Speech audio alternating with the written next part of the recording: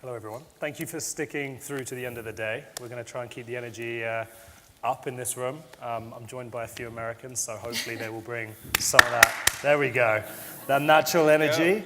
Let me just start by introducing the panel. So I am delighted to be joined by three major occupiers. A global brand setting up HQs around the world, Airbnb, a fast-growing tech company, WiredScore, and of course Blackstone, one of the biggest real estate investors and landlords across the globe. Now, before I start, the goal of this session is to ultimately help landlords in the room and agents understand how to attract and retain arguably your most valuable asset, which is the tenant or the customer. Goal here is to give you some insight and tips into how to close deals faster, how to retain relationships, how to bring them into your buildings, etc. Building a tenant experience that attracts and retains top tenants is a hot topic right now in our industry, and we're going to unpick some of that. And as I said, you should leave with some ideas of what to implement in your business. Emily mentioned Q&A. I actively encourage Q&A throughout the panel. So if you've got a question and it's burning, hand up, I'll spot you. You can ask a question and do my job for me. Otherwise, we will leave a little bit of time at the end. So without further ado, I'm delighted to welcome Piers, Cassandra, and Lionel. Rather than I introduce you, if you could just start down the line and tell us a little bit what you do and your role in your companies. Hello. How's everyone doing? Doing great, Piers, thank you. There we go. We've got some energy. It's 4:36. It's good. There was a facilities management panel before this, and they did a phenomenal job. And I'm like, how do we transition from facilities to deal making? Hopefully, you're all kind of part of that. So let's determine who's in the room, and then I'll give you an introduction for myself. Owners, brokers, tenants, technology providers. All right, cool. Again, my name is Pierce. I'm the global portfolio manager for Airbnb. I've been with the company for about 3.5 years. What that means, global portfolio manager, is I find our space, I negotiate the leases, I manage our global portfolio, I make sure our landlords get paid on time, and then I ultimately collect the data and help inform the business for real estate strategy. Okay, shall I go next? So my name's Lionel Hill, and I'm CTO at Blackstone Real Estate in Europe. I think the job title's fairly self-explanatory, but essentially I'm responsible for the technology platforms at Blackstone as it pertains to our investment in real estate. So part of that is the very boring nuts and bolts of accounting platforms and things like that, but other parts of it are to do with the more exciting, more innovative things like tenant experience, but also other things as well. My name is Cassie Wheeldon. I'm the Director of Partnerships at WiredScore, which is the digital connectivity rating scheme for commercial office buildings. I work really closely with all of our landlord clients to ensure that their portfolios get certified, helping them understand what they have within their buildings and how they communicate that to their tenants. I joined WiredScore around 3 years ago. I was the 4th person in the UK and the 9th overall. So there were 9 people in 2016. We're now nearing on 80, which in terms of being an occupier has been quite a journey. So we thought it'd be super important to split this conversation into how to attract customers and tenants into your potential portfolios, and then ultimately how to retain and keep them. I'm going to start with Piers because his CV is quite unique, and if you're on LinkedIn right now, have a look. So Piers used to be a broker, agent, used to be a landlord on that side. You're obviously a tenant now, and of course, you are part of the big New York PropTech, CRE tech scene as a founder of CRE tech. With that insight, has your perception of the commercial real industry changed at all now that you're sat as the ultimate customer and consumer of real estate? It absolutely has. So my career has bounced around a bit, and I think one of the things I've been fortunate in this role to see is what the market looks like in places outside of the U.S. One of the things that I've acknowledged is that many times we in the real estate space create acronyms and ratios in order to make it appear as though our jobs could not be performed by trained monkeys. And actually, what happens is it's the same data. Ultimately, we're trying to figure out the same thing. It's just different folks will try and rephrase it in different ways. And so I think one common thread is understanding what the end occupier, ultimately what I've benefited from is understanding the perspective of, as a broker or as a service provider, what's kind of fluff, what's abstract, what are things that are made up in order to try and complicate the situation, and ultimately what are things that we can ultimately focus our attention on in order to drive value for our deals. So where should we push, where should we ask questions, where should we let up, these sorts of things. I mean, from your perspective though, as an occupier, you do deals across the world, and you are fast growing, and you're doing lots of deals every year. What's the actual experience like of finding office space or other spaces for your business and transacting those deals? Yeah. So it depends is the cop-out answer, which is true. So it depends on how big the requirement is. So am I looking for 5 desks in a market, or are we looking for 200,000 square feet in a market? Are we looking at doing a deal in India, or are we looking at doing a deal in London? It really depends. We've got a lot of, as you mentioned, smaller, we're a fast-growing company, so we've got to have a number of smaller offices. So we look to service office providers in many instances, and those deals can be very, very different. That's an answer of sorts. Cassandra, just coming to you. You know, as an occupier and as a tenant yourself, and obviously knowing what WiredScore do and how you're focused around helping landlords offer, you know, an element of transparency to, you know, one part of their building.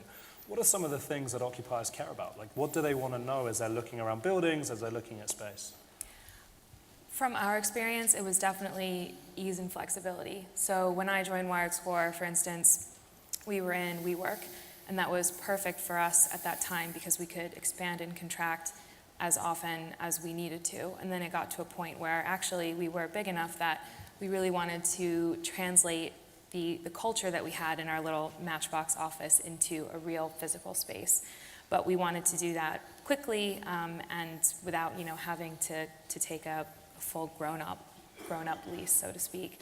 So we ended up moving into Story, which is British Land's flexible office idea, and they could not have made it easier for us. We moved out of WeWork at 11. We were up and running in Story by 2 at our desks with our laptops, monitors up, Wi-Fi going. It gave us everything we need. And so I think for a small company, you know, or even for a big company, it's all about minimizing that downtime. And so for us, it was just how could we leave one, go into the other, and get set up right away. What are some of the data points, though, that you cared about as an occupier? Because even selecting flexibility, you've now got a choice. You've got Fora, you've got Story, you've got One Headon Street, you've got WeWork, TOG, the list goes on. Give me some of the sort of ideas from your perspective that attracted you to a building, made the choice to go with British Land and Story. What is some of the data that as a company you care about? Yeah, it's interesting. I think a lot of it comes down to like brand and culture. So it's, you know, WeWork, for better or for worse, have created a fantastic brand where you know what you're going to get out of it. And that was one of the things that we liked about Story. They had a great brand, but also we could put our own stamp on it. So we, you know, could get our neon connectivity sign up and running, but still have all of the furniture provided by Story. And it was just a really nice place to work. And for us, we wanted to, you know, work is where you spend more time than you do at home with your loved ones. We wanted people to enjoy where they came to work every day. So those were kind of the data points. But then, of course, you know, being a connectivity business, it was all about how quickly we could get set up as well. And again, that location made it incredibly easy for us. Lionel, we've already mentioned that word brand, and I think, you know, Blackstone has a brand within the real estate community. Yeah. Outside of the real estate community and to the occupiers and the tenants, it's much easier for the flex providers to provide, you know, a window into their brand, into what they offer, because it's a bit of a generic space across markets. How important is it for you at Blackstone to, number one, care about your brand, but number two, get that brand across to your ultimate customer? Yeah, and in the list of flex office providers, you mentioned TOG, and of course TOG is a Blackstone invested company, and so I think the first thing to think about from an investor point of view is we have a brand that's Blackstone, but that brand is really primarily around how we attract capital into the firm, and we go to market with our occupiers very much with a whole set of different brands, because actually our portfolio is massively diverse in terms of asset type, in terms of location, in terms of where it sits in the structure and so on. And so I don't think it really makes sense for us to think about a brand with respect to tenants from a Blackstone point of view.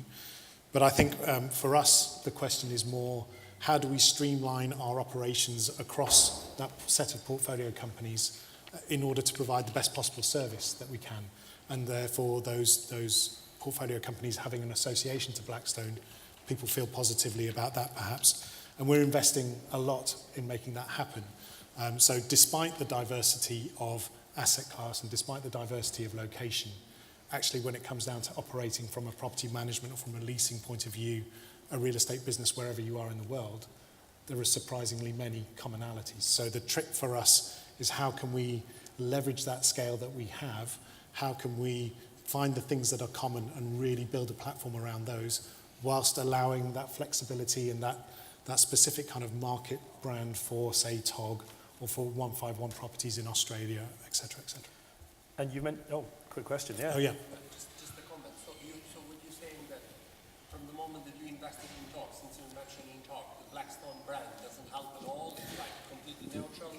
I won't say it doesn't help at all, but I'm not sure how many people would hire space in TOG because it's a Blackstone company. They will have different reasons for doing it. A bit like, an important company that knows what Blackstone is doing, knows, what kind of standards they're bringing to the market. So if I had 500 people to take in a building and I knew that, TOG is supported by Blackstone and I have another company which is not supported by anybody, I'd feel much more comfortable going to Blackstone. And that's excellent news, and I'm delighted to hear it. So great, and I think you should all feel the same way. Maybe I am underplaying it, actually. So it's an interesting feedback. I wasn't really sure whether that would be the case, but if you're saying so, then I guess some people must think that. So you mentioned obviously being able to connect globally. That is a big challenge for Blackstone. Big operation, multiple cities, countries, etc. Can you talk about some of the tech you're using to do that? Like to help the landlords here in the audience, is there technology that you've put in place that you're trying to standardize some of your communication and collaboration? Are there any, without giving your trade secrets away, any things you're using? Yeah, happy to do that. I think what I would say is, and I don't mean this in any way, shape or form disparagingly about ourselves, is that we're very much in a kind of an experimental phase right now. So we're trying things out. I think it's reasonably well documented which tenant experience platforms we're using. There are three main ones. I think Equiem, HQO, and Local, if I'm right. But I think we haven't got to the point where we feel that we want to standardize on one or two or a set. But I think that is the intention going forwards, and I think we really want to try and see, how we can partner with the ecosystem of vendors that are out there, and ultimately get to a point where we have a reasonably kind of turnkey solution for, let's say, 60% of cases, something like that. Okay. I mean, I suggested in my keynote earlier that there's some barriers in the marketplace today for tenants and customers to ultimately engage with landlords, and some of the golden rules, there's 4 of them, are being broken, which was create a great customer experience, reduce friction, transparency around pricing, availability, and the whole process powered by technology. I suggested that as an industry we're breaking all the golden rules. I mean, Piers, you deal with most sectors and obviously companies and countries and things. Brokers sit right now between you and ultimately the landlord. Always the case? Play a key role? Like, where does the broker sit in the conversation from your perspective? And I made a tongue-in-cheek comment earlier about the way that we look at the industry, but the reality is, the brokers are an extension of my team. They are our trusted advisors. I see them as highly consultative, meaning that they are not just going out and finding a space and bringing it back to me. We are a relatively lean organization, and I would say most corporate real estate groups are. There's 1 to 10 people that are managing transactions all around the world. You really need help from those people that understand, 1, the local market, and then 2, what you're looking for as an organization, and ultimately can help not only deliver the space, but also help process the information and help package it in a way that allows for ultimately to move from kind of the tactical side to the more strategic side, where you're getting to why a decision needs to be made versus what the data is out there. Does that make sense? Yeah, and I couldn't agree more that the tenant rep broker, I think, as a trusted advisor and extend to your team, adds a huge amount of value in many ways, particularly when landlords are trying to get a deal closed, lease negotiations, etc. What about that leasing broker that sits on the landlord side? Is that role changing? I mean, have you seen it change in different markets? Are you going straight to landlords these days? How's that changing? So most traditional landlords or institutional landlords do have representation. There are, as soon as we sign a lease, we'll have a direct relationship. The only instance where we don't have a broker in between is when we're working with service offices. So like WeWork is a great example. We have a direct relationship. We have an account manager who I can call up if I have any issues. Ultimately, what is most important beyond providing the best experience for our employees, beyond ensuring that we get the best deal, is managing the amount of time. So we don't have a tremendous amount of time to focus on the back and forth about placement of a certain conference room. So we rely on our project managers. We rely very heavily on the landlord broker. We rely on our tenant broker to manage a lot of these communications around the configurations and playbooks that we've already put in place. So as we continue to scale, we rely on these third parties to execute on these playbooks that we've delivered. Now, Lionel, this is a bit of an unfair question, and That's it's a okay. curveball, but just picking up on that point, Blackstone has many occupiers that have many buildings Yep. with them, and therefore there's a relationship for you Yep. to manage and maintain. Pierce mentioned they have an account manager at WeWork. Do you have a similar concept or idea, and I'm assuming you're using technology to power a lot of those sort of relationships and things? I think we have the aspiration to do that. I think that's probably the right way to say it. I think the thing, and I'm relatively new at Blackstone, and I think the thing that I'm appreciating being on the investor side is that actually we're not a company, we're a conglomerate. And so therefore we may have a relationship with a client in 20 different portfolio companies, and actually aggregating that is pretty hard to do. So that's a big challenge, because I think we absolutely have the aspiration to do that because of all of the opportunities and mutual benefit that can come from that. But today I'm not sure how well we achieve that. I'm sure there's a few companies that can help you out. I saw a question down here. Is it Do we own passed? any of them? I'll repeat it if no one can hear you. I think it's Ryan from, I can see down here. So it's actually for Pierce. You're saying that you rely on the leasing agents and brokers to be your trusted advisors. Given you're making decisions on a global level, what types of information are you getting from them to make those decisions? Are they the hard and fast, what's my rent per square foot in this area versus that area? Or are you seeing them provide you with, I'll call it soft data? So what's the experience like in this area? What's the demographic? How many Starbucks are there? So is it one or the other, or is it a combination? Fortunately, Airbnb provides espressos in all of the offices. It's completely crazy when I first joined, but that is something that they put in the playbook. So not really concerned about Starbucks, but we have a partnership. So anytime we go into a new market, we have our master broker in San Francisco, sits on site with me, represent a dedicated team. And then we've got local brokers, and local brokers will give us those insights and will help us understand the local nuances, understand what's hot right now, what's going to be hot, ultimately help us think about talent. And we work very closely with our talent and HR teams to understand where we would want to be. And then also the master broker is the one who's interfacing with them to deliver that information in a way that, as I mentioned before, moves from kind of, well, what is the market rent to kind of, well, what are kind of the general, how do all of these properties frame up in a scorecard, and how do we go from 50 different properties that meet our square footage requirement to the 3 that ultimately meet our base requirements and our ideal requirements.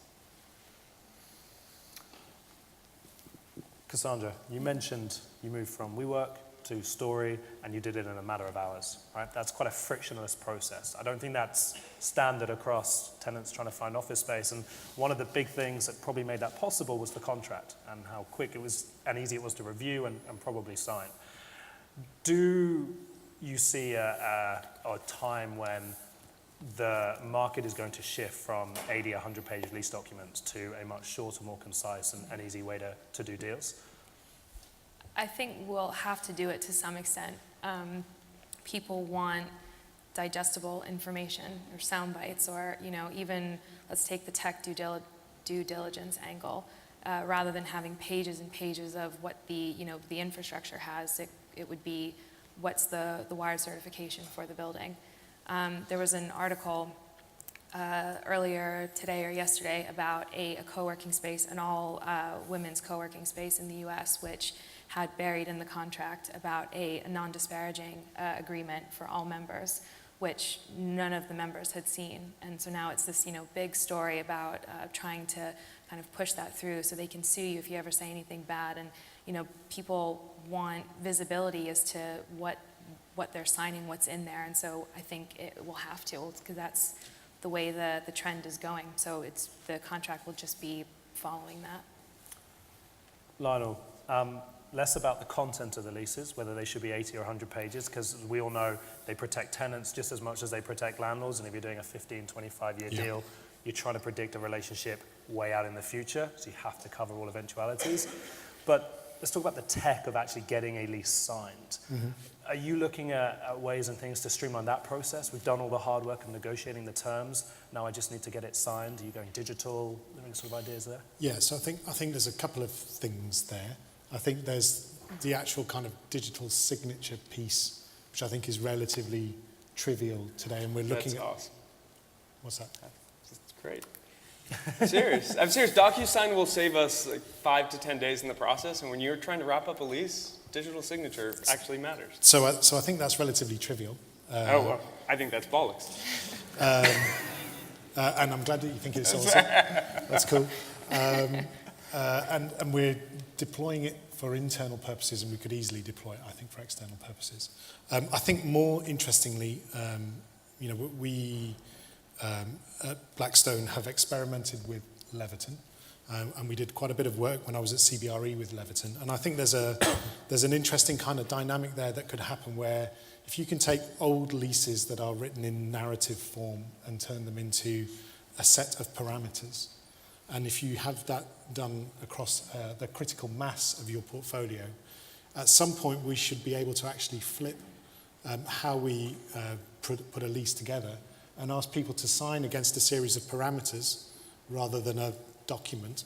And if they want to see a document, we can turn it into some kind of narrative text. And I actually think at that point, the game changes completely, because then it's a much, to Cassandra's point, it's a much easier, much more transparent thing. It's not 150 pages, it's 150 variables. Sounds to me like T's and C's, like a mobile phone contract, and there's certain things you can and can't negotiate. Right. Do you see that as a reality? Yeah, I don't see why not, but I think it's a ways off. So Piers may have thought that the first bit was not trivial. The second bit is really not trivial. The signature piece, I think, is quite simple. I would love standardization. Yeah, and I think it just has to be smart enough with enough flexibility designed in. And I think that's actually a hard problem, but it's not an insurmountable problem if you have enough smart people working on it. Yep. Let's move on to retention.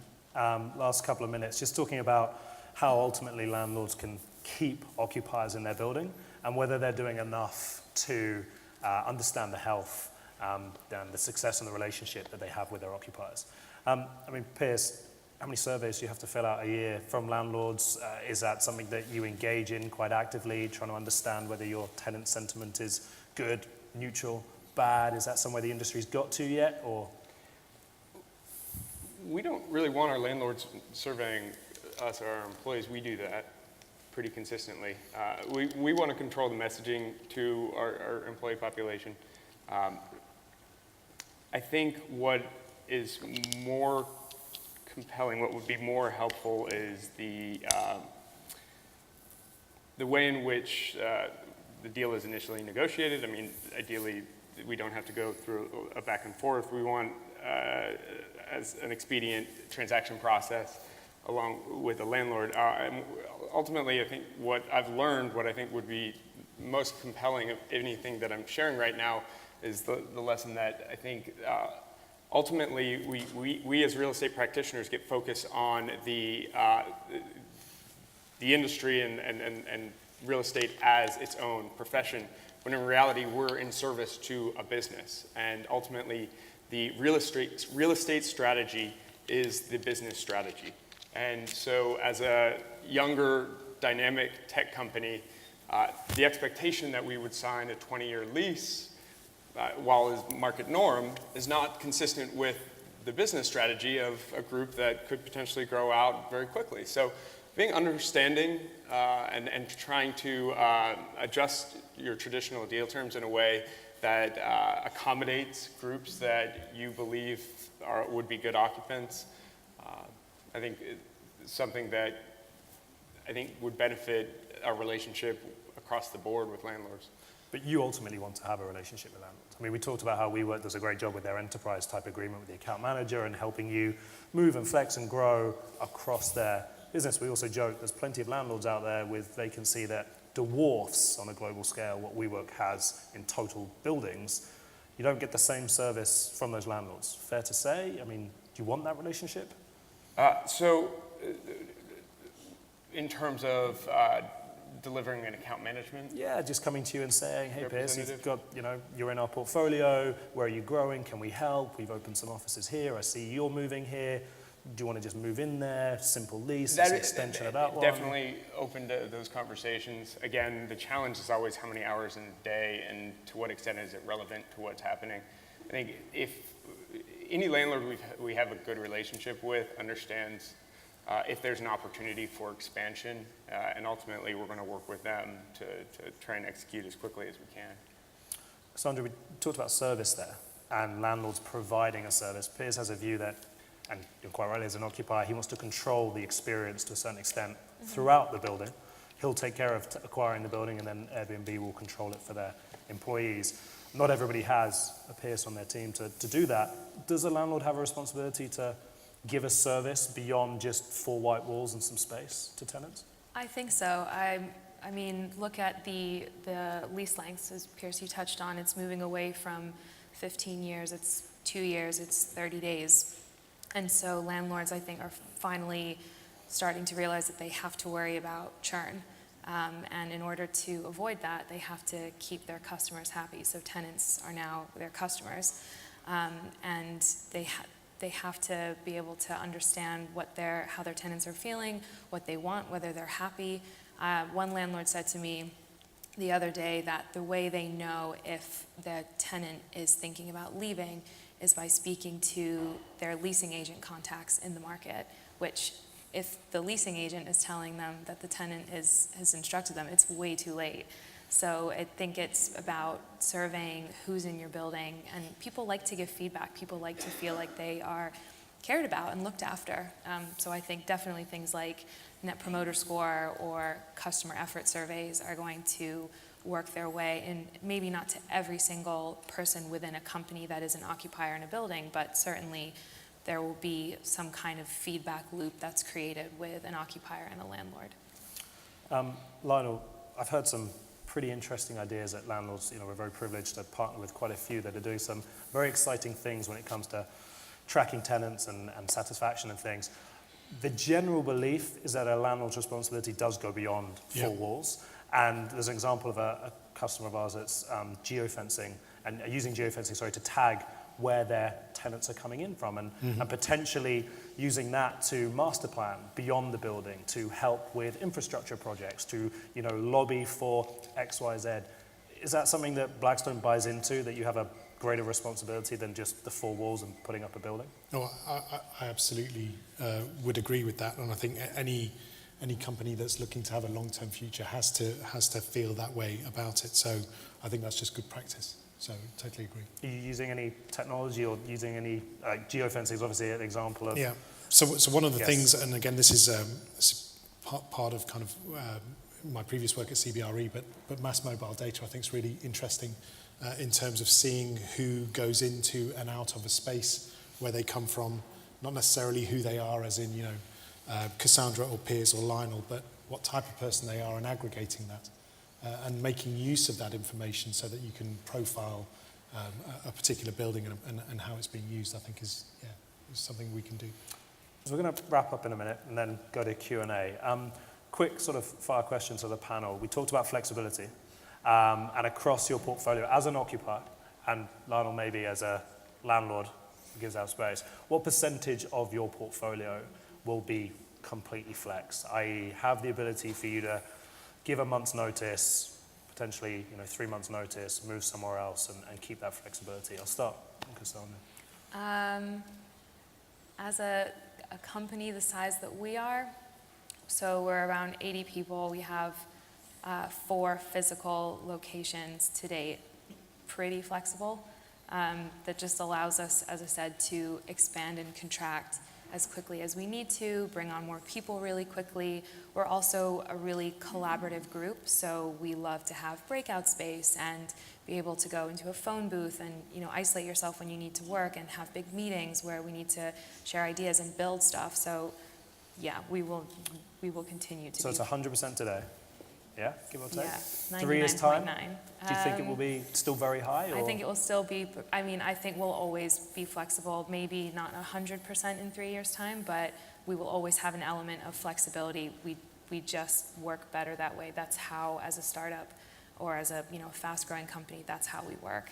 I don't think we're an exception. Lionel, is it going to be as JLL predicts, 30% of all Blackstone buildings will have flex space offering? I would say it's some number between 10 and 30. I think 20 is probably a figure that I've seen in research that I maybe feel more comfortable with.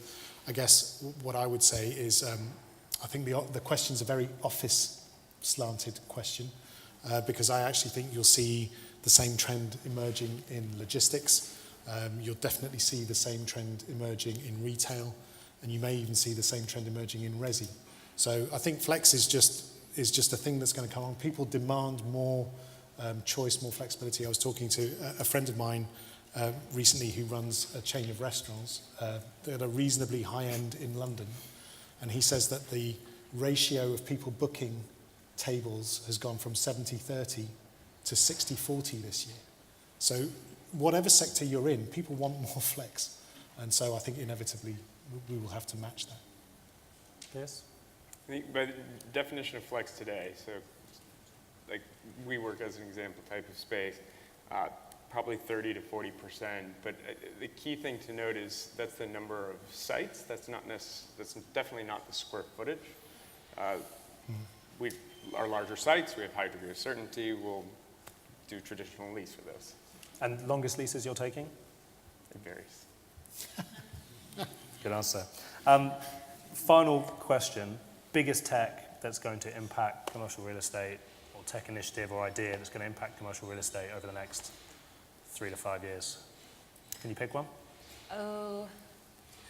I'll say 2 very quick ones. The first one, of course, is what's on everyone's mind, and that's 5G. 5G is barreling down the pipeline and is going to completely change the way in which we all work and live, and the industry or the infrastructure of both our cities, but also the individual buildings will need to get ready for that.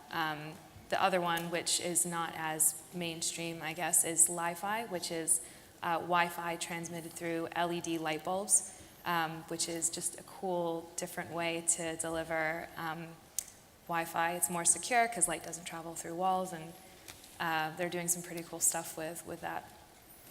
Lionel? Gosh, my answer is going to be a lot more boring than that. I think it's machine learning, and I think it's probably not a new technology as such, but I don't think anybody's really leveraging it much in our industry, and I think the opportunities for it are massive. Yes? I totally agree with you. Predictive analytics and AI, and ultimately machine learning, are going to change the way that we think about the real estate data that we have today, and ultimately how we execute deals. So I think we've got time for maybe one or two quick fire questions.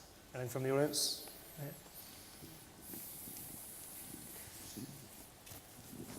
Hi everyone, Claudia from RICS, Claudia Conway. I'm interested in what people think about possibly the prospects of blockchain to help people do contracts for buildings. We seem to be on a knife edge where quite a lot of people are evangelical about it and saying it's going to change everything, and another half are like, no, not going to happen. What do people feel about it? I mean, personally, I'm not sure the infrastructure is there from a data perspective for blockchain to sit on top of, but the concept of it is absolutely something we should be looking out for. But Piers, you think it's coming tomorrow? It's definitely not coming tomorrow. I think it's an intriguing and promising idea. The real challenge is the idea that you have a common agreement. So it comes back to what we were discussing earlier, to create, your leverage an example, to be able to have the actual data in a consistent format that allows you to tweak it. I mean, to have the consensus amongst landlords and tenants is just, it's going to be a difficult mountain to climb. I think it'll be worth it once we get there, but I don't see it happening anytime soon. Yeah, completely agree with that. And I think I would say, you know, we've thought about it from a perspective of how would you transact a building in a day. In order to do that, you would need to have something like blockchain enabled so that you knew everything and the DD was instantaneous. But it's not going to happen anytime soon. So I think you guys that's said it us.